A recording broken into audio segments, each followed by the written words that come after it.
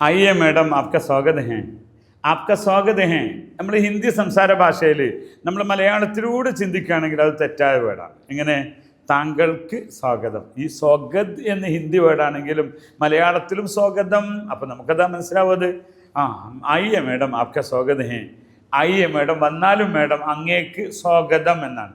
അവിടെ അങ്ങേക്ക് എന്നാണ് ആപ്കോ എന്നാണ് പറയേണ്ടത്. പക്ഷെ അങ്ങനെ പറയില്ല, ആപ്കാ സ്വാഗത് ഹേ. നമ്മൾ ആൾക്കാർ പറയുമ്പോൾ അങ്ങനെ പറയാറില്ല. സാധാരണ ആപ്കോ സ്വാഗത് കർത്താ ഹും മേ, ആപ്കോ സ്വാഗത് കർത്താ ഹും എന്നാണ് പറയാം. അപ്പോൾ ആപ്കാ സ്വാഗത് ഹേ ഇത് പറയുമ്പോഴാണ് നിങ്ങൾ ആരെയും മലയാളത്തിലുള്ളതുപോലെ വരൂ സ്വാഗതം എന്ന് പറഞ്ഞ് നിർത്തരുത്. ഹിന്ദിയിൽ കുറച്ചുകൂടി വൈഡായിട്ട് പറയുക. ഒരു ഹിന്ദിക്കാരൻ കയറി വരുന്നുണ്ട്, നിങ്ങളൊരു പൊളൈറ്റായിട്ട് പറഞ്ഞുകൊണ്ടിരിക്കുകയാണ്. ജി ജനാബ് ആയിയെ आइए तशरीफ लाइए, आपका स्वागत है, आपका स्वागत करता हूँ मैं, आपका स्वागत करता हूँ ഇങ്ങനെ പറയുക. ഓക്കെ.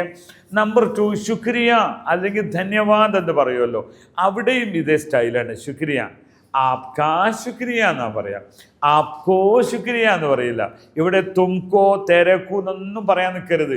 നിനക്ക് നന്ദി എന്ന് നമ്മൾ മലയാളത്തിലൊക്കെ പറയുമെങ്കിലും അങ്ങനെ നിങ്ങൾ ഹിന്ദി പറഞ്ഞാൽ പണി കിട്ടും. അതുകൊണ്ട് ആപ്കാ ശുക്രിയ, ശുക്രിയ ജനാബ്, ആപ്കാ ശുക്രിയ.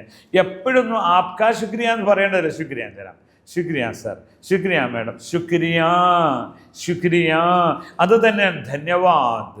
ധന്യവാദ് ആപ്കാ, ആപ്കാ ആപ്ക എന്ന് പറയും. അപ്പോൾ ആപ്കോ എന്ന് നമുക്ക് തോന്നും അങ്ങനെയാണ് പറയേണ്ടത്, പക്ഷെ അങ്ങനെ പറയില്ല. ആപ്കാ ശുക്രിയ, ആപ്കാ സ്വാഗത് ഹേ, ആപ്കാ സ്വാഗത് ഹേ. ഇത്രയും പ്യൂറായി നിങ്ങൾക്ക് ഹിന്ദി സംസാരിക്കണോ? ഹിന്ദി യൂണി അക്കാഡമി എല്ലാ ആഴ്ചയിലും 0-ലുള്ള ആളുകളെ ഹിന്ദി പഠിപ്പിച്ചുകൊണ്ട് ഒരു കോഴ്സ് നടത്തുന്നുണ്ട്. നിങ്ങൾക്കും അതിലൊക്കെ ജോയിൻ ചെയ്യാവുന്നതാണ്. ആപ്കാ ധന്യവാദ്, ബഹു ശുക്രിയ.